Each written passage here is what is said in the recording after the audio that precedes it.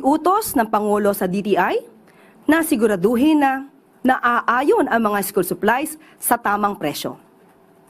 Kaya ang DTI sa pamumuno ni Secretary Roque ay nagsagawa ng inspeksyon sa mga pangunahing pamilihan, partikular na rito sa Divisoria.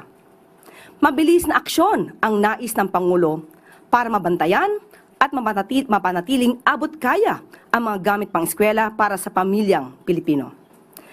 Panoorin po natin ito.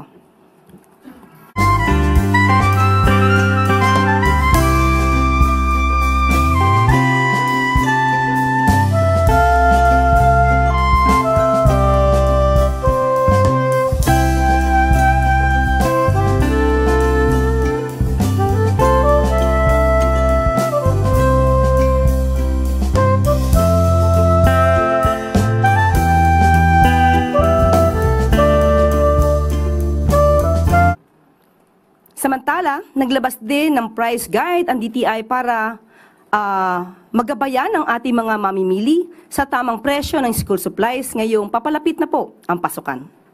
Ayan po at naka-flash sa ating screen ang mga guide patungkol po sa presyo.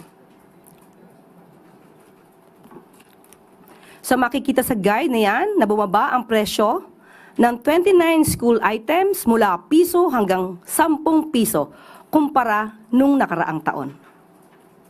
Nandyan din po ang presyo ng pinakamura at ang pinakamurang school supplies per category.